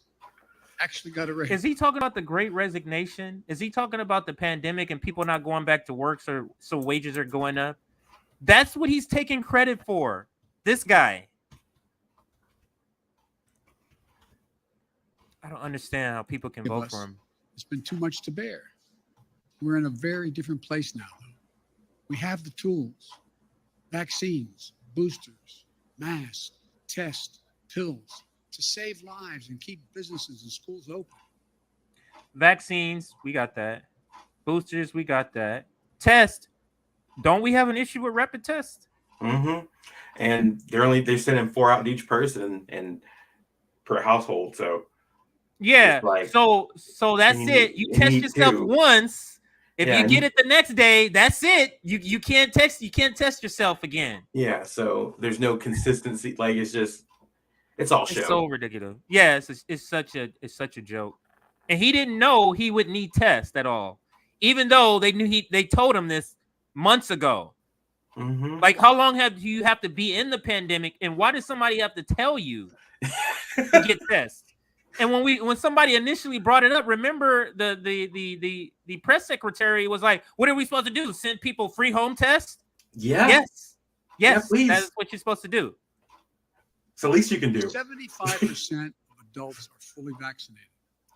We've gone from 90 million adults with no shots in arms last summer and down to 35 million with no shots as of today.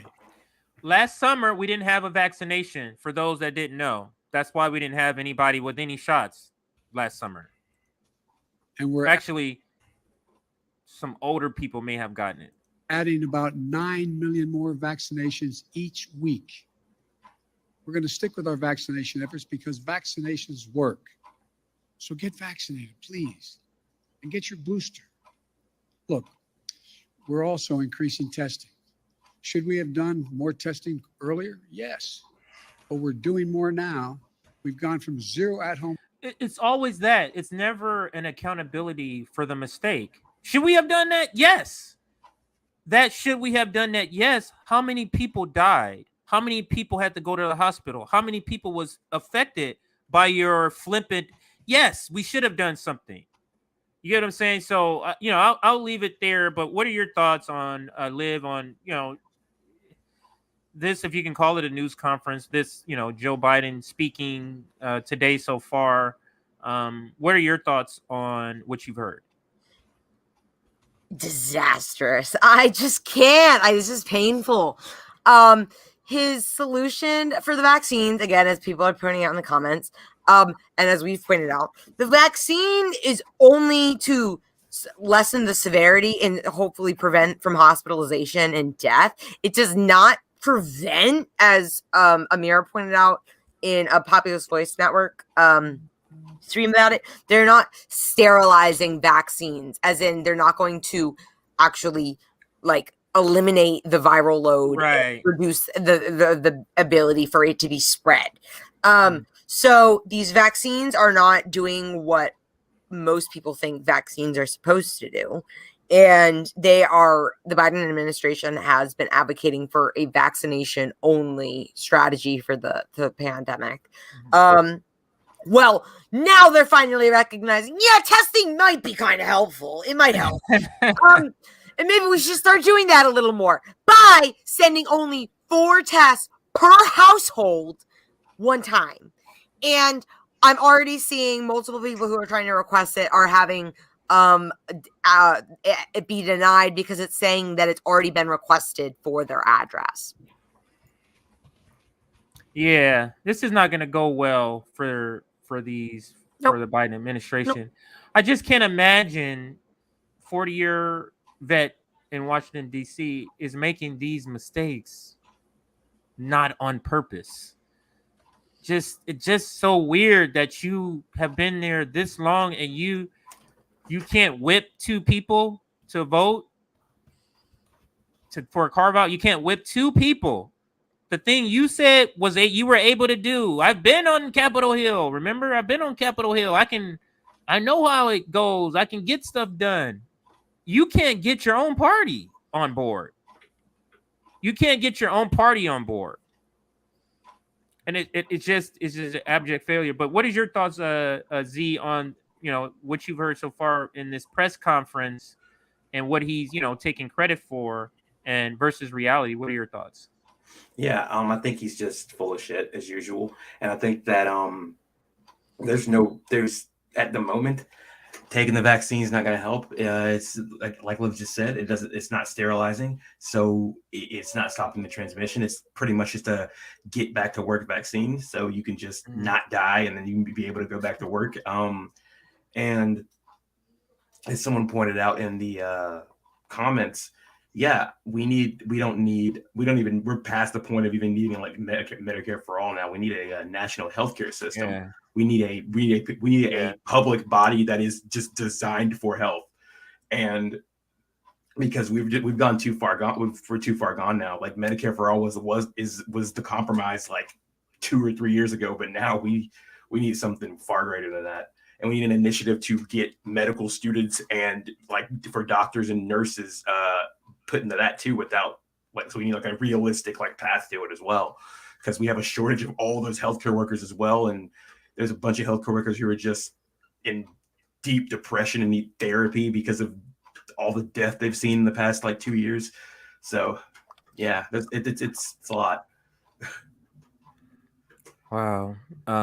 This person, Dems are also, or dorms are also counted as one household. So college dorm rooms, this person is saying, is counted as one household when ordering those items. So, or I mean, those tests. So, but yeah, I mean, look at this comment here. U.S. COVID policy is Yes, eugenic. yes, very much Yeah. so. Very much Exactly. so. That's what Felice has been saying lately. Yeah. Talk more about that, Z. What has she been saying? What have you been saying in response to She's been that? saying that this is literally just it's a eugenics policy that's been going on, because if you look in places, even New Zealand, which is still capitalist, they've people were making fun of them for locking down for 2 days because of Omicron. Because no, not Omicron, a couple months ago, because I think Delta got in, and everyone was like, "Oh, New Zealand's going authoritarian." Well, I think it was authoritarian when you can't live because everyone's always panicking. Right. They don't know when they're like, they can't live their like full life because they're always worried about like what they're going to get sick, and because there's no accountability and no one's taking any kind of responsibility.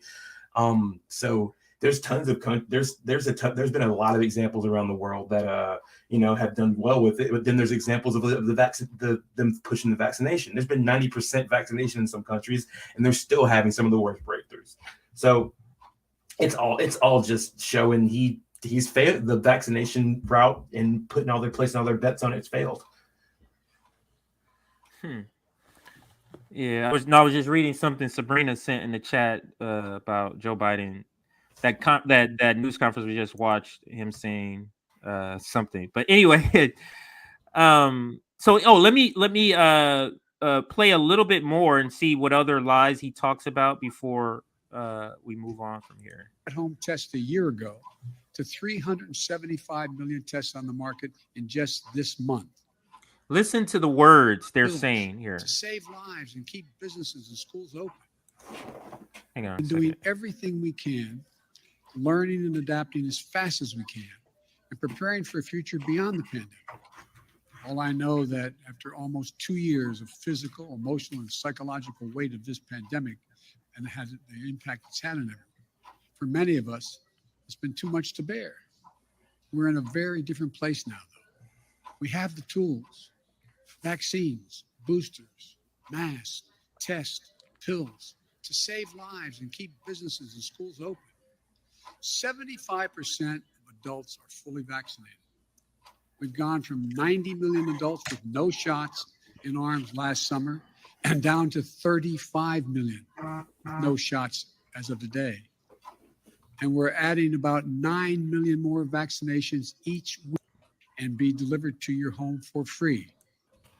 75 million tests on the market in just this is the part. Test a year ago. This is the part I'm testing early. So get vaccinated, please, and get your booster. God damn it. We're also increasing testing.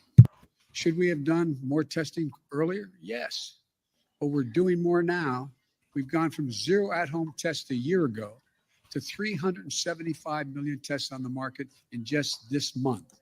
So notice he said 0 at-home tests to 300 and whatever he said million on the market. That has nothing to do with being in people's hands. You have to listen exactly to the words that they're telling you, because he just told you nobody has the tests. They're on the market. The market is China. The market is France. The market is worldwide. Or if he's specifically talking about the United States market, 300 and some odd, that's not even enough for each person in the United States to have one test. And he's saying it's on the market. Doesn't mean they're en route.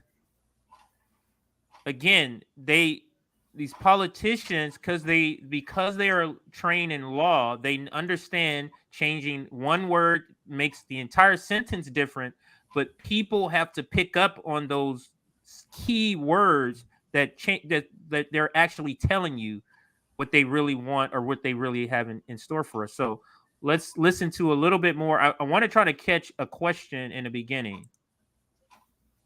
If you buy a test at a store, your insurance will reimburse you. On top of that, we're making $1 billion. again, if you buy a test at the store, your insurance will reimburse you. You see how poor people are invisible? And you have to go through and those people who are doing that and they have to go through like so many loops and holes to get like by the time you get to like step 6, you're like, nah, like it's ridiculous. But just think about that. Reimbursement means you have to pay for it. So you're basically saying poor people have to have the money first in order to pay for it in order to be reimbursed. Let me see the money first, and then right. And then that's not even to say Z and Liv.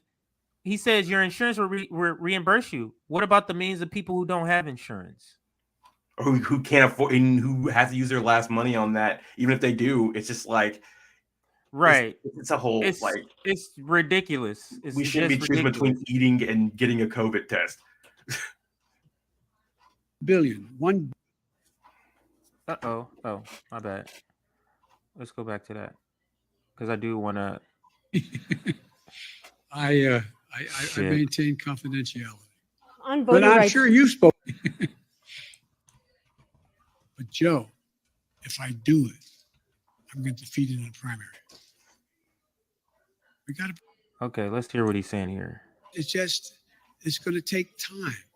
And again, I go back to Governor Sununu's quote. How long? I mean, rhetorical question. I know this is not fair to ask the press a question. I'm not asking you.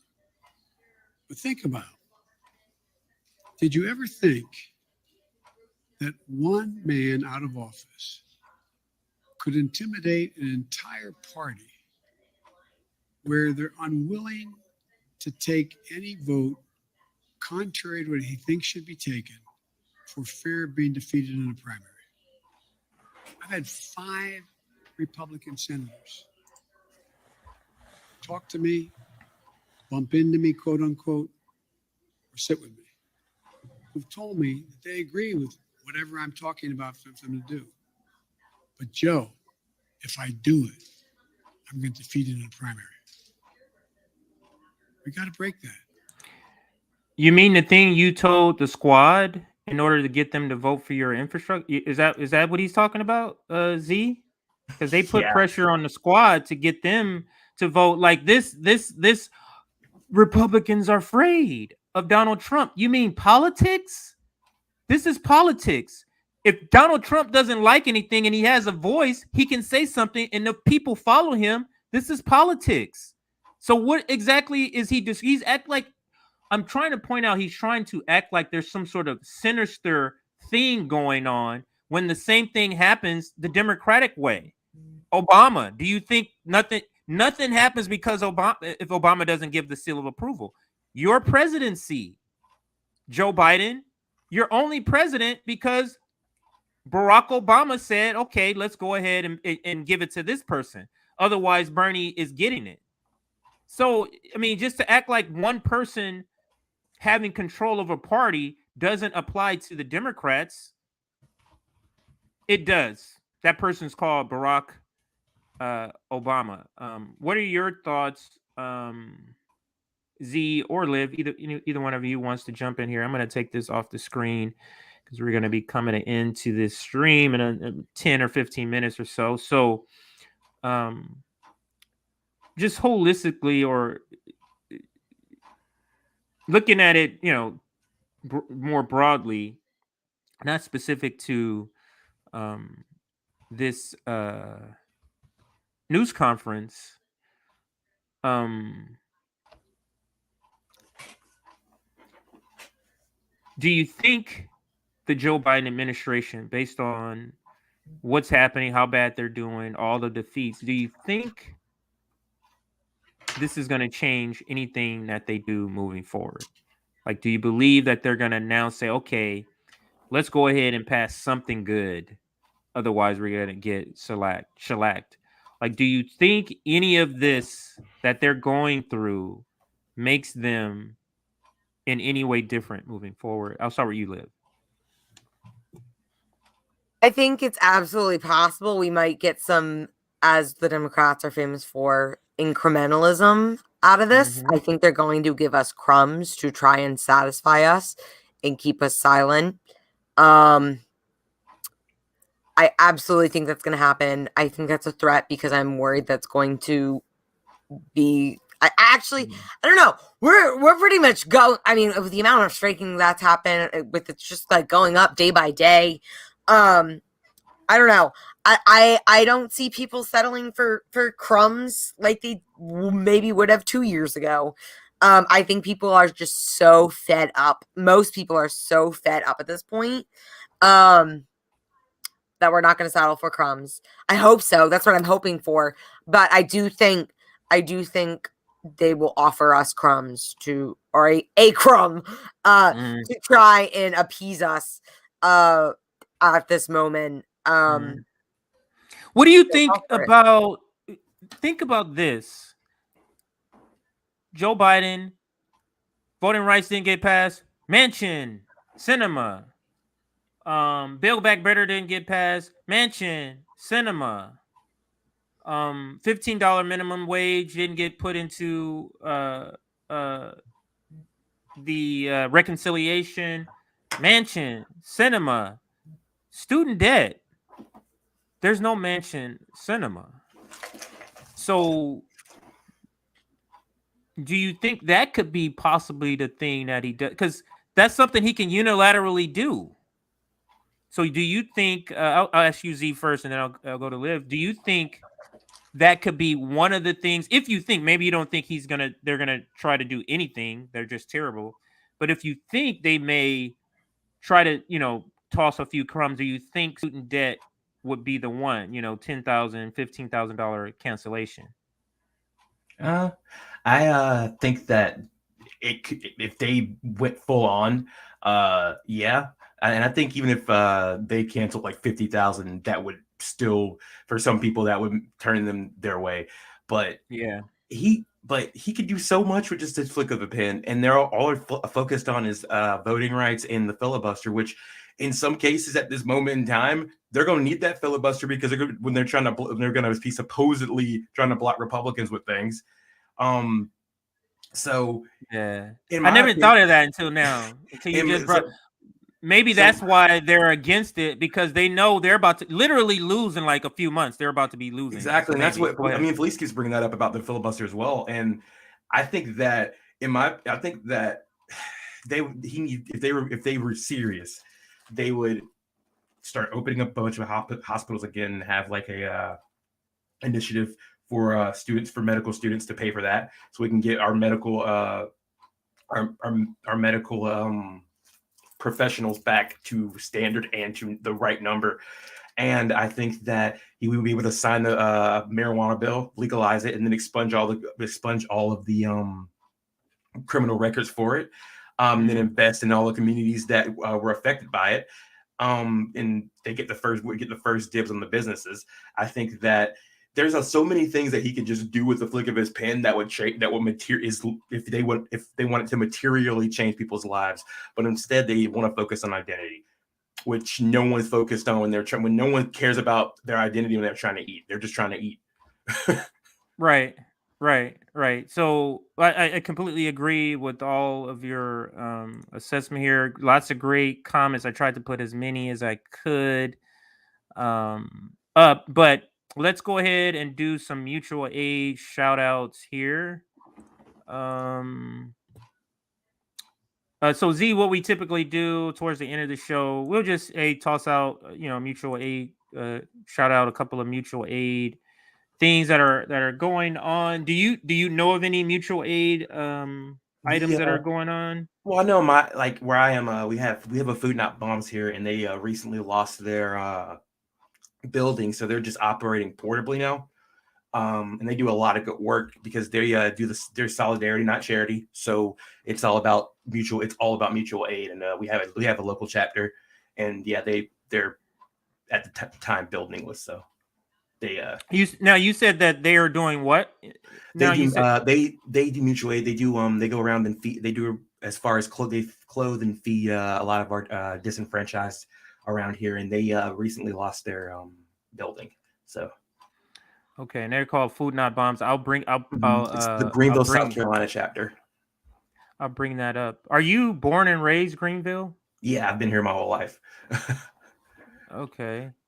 And 1 second here. Oh, okay, I got it right here. Let's go here. So this is my mutual aid. I'm still working on getting it launched. So still need to get, all my graphics done. But Mutual Aid Forever is the name of mine. The Twitter handle is Mutual Aid, then a number 4, and then ever.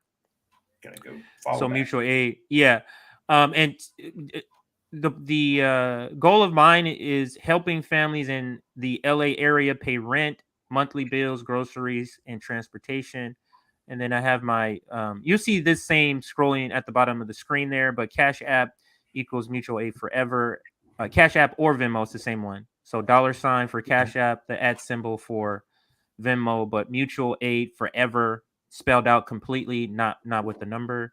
And then the first thing we're going to be doing once we launch will be our current goal is going to be to raise $5,000 for rental and utility assistance. We want to help those who are on the verge of being unhoused. So that's going to be our first project. Again, it hasn't launched yet, so you don't need to think that you're behind because you haven't contributed or you haven't heard about it, because I'm still waiting on the graphics to get done and all that stuff. So, but that is my mutual aid that I'm working on. I'm going to bring up Food Not Bombs here. Food Not Bombs. And you said, which chapter are you? The Greenville chapter. Okay. Green.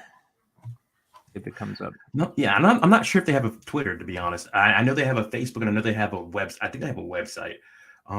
Okay, I could just bring up one of the other chapters here. I'll bring up the DC one. I think I used to follow them. Maybe I don't follow.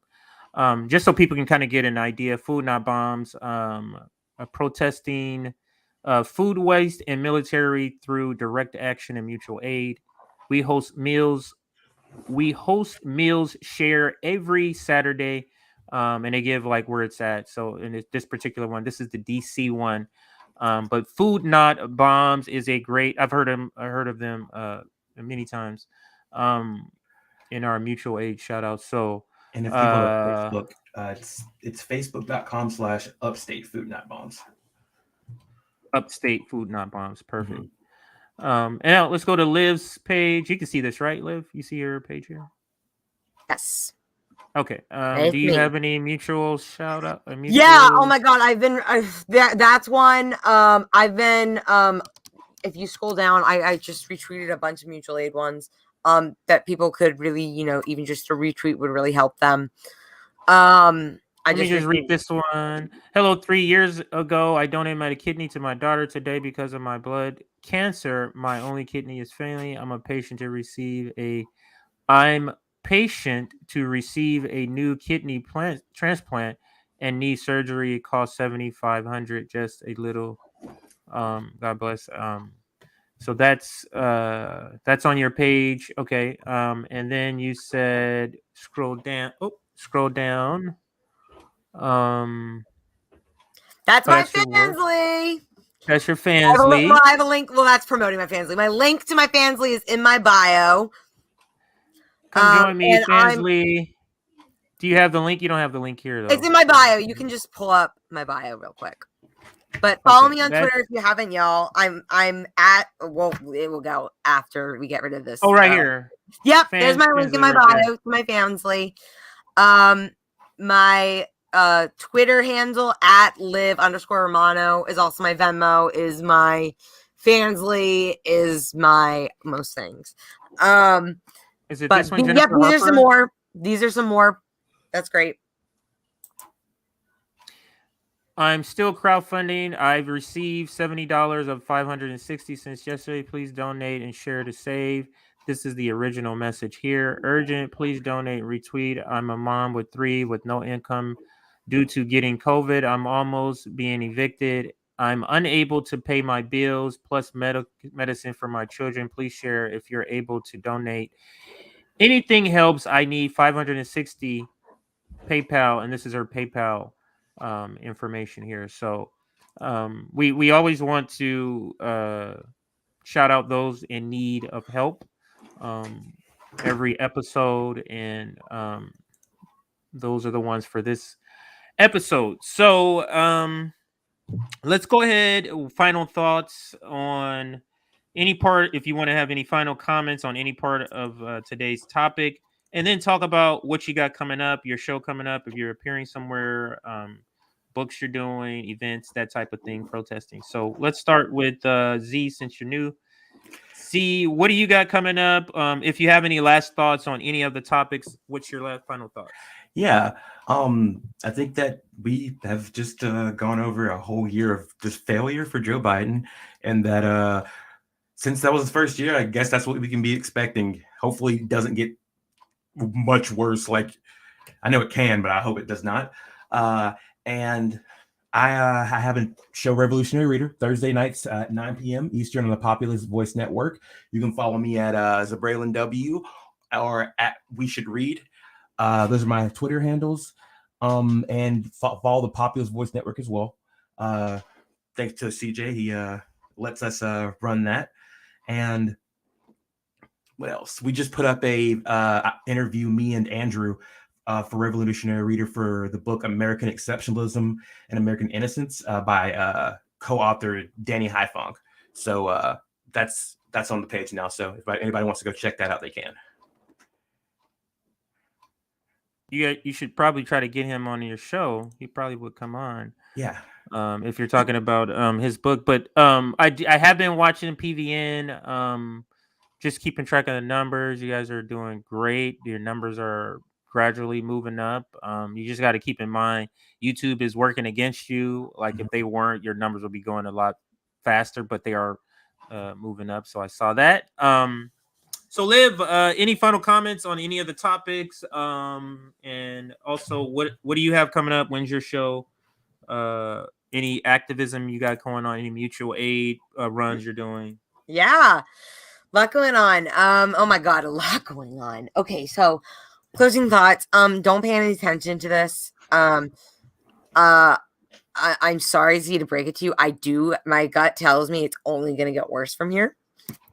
It's only downhill from here. Someone in the comments already mentioned, like, once at the point when they want to, they can shut the internet down, and we still need to be able to organize and communicate. Exactly. And we need to cope with that, because that's a reality that we're facing right now. So, get involved with your community. Most of the time, the only thing that's stopping you from getting involved is you. It's really, really great to get involved with your community, with whatever you feel, however you feel comfortable with, whatever capacity, to whatever degree you can. You have a skill uniqueness that this revolution needs, and you can get involved. I feel like that always needs to be reiterated. There's always a place. There's a place for everyone. Love you, Noli. Thank you. There's a place for everyone in this revolution. I cannot overstate that enough. There is a place for everyone. So, for me, what I've been doing, because I've been really inspired by Revolutionary Blackout Networks, Rome and Afeni, and now Coms and Jay's getting all involved with mutual aid. I've been really inspired by them all. So I've been doing mutual aid mostly in Baltimore City, delivering mutual aid kits with things. They're like 2 Ziploc gallon-sized bags of like socks, soaps, deodorant, baby and disinfecting wipes, Band-Aids, Neosporin, protein, and protein bars and shakes, and some other things. Also doing distributing winter gear, some food, bottled waters, cash. Also just asking people, what else do you need? What else can I get you? And relaying it all to y'all. And so again, I'm very active on my Twitter, which is also my Venmo. I will be getting back involved now that my housing situation is more figured out. I will be broadcasting live next week from my new home. I'm very excited about that. And I will still be able to do our mutual aid work in Baltimore with where we're moving to. And I'm also working on expanding it. I got a few people who have DM'd me saying they're looking to get involved, and they're in the Baltimore area. So I'm very excited about that. So if you're not already, get involved with mutual aid in your area. It's very fun. It's a great way to get involved with the revolution right now. I think mutual aid is the way of the past, is the way of the future. It would be, I can't speak highly enough of it. It's just, it's been so great. Also, other things you can do, start a free pantry, a library, so you grow food and use that in mutual aid networks. Learn how to garden. Things you can do. Yes, start your own garden. Yeah. You don't need a lot of space to do it. Our comrade Logan Grendel, who is focused on infinity on Twitter, is amazing about that. They have this amazing, spectacular garden. They were on the General Strike Summit speaking about it. It's amazing what you can grow with limited space. I think we're gonna be doing like some stuff this when the spring comes in, because I have like some gardens that are. I've made some containers. I've made some containers gardens like last year, and they don't. It's really cheap, and you can get a lot of good yields from those, and they're portable. That's awesome. Yeah, I gotta get Logan on here, but Sabby's in the house. What's up, Sabby? Hi, Sabby.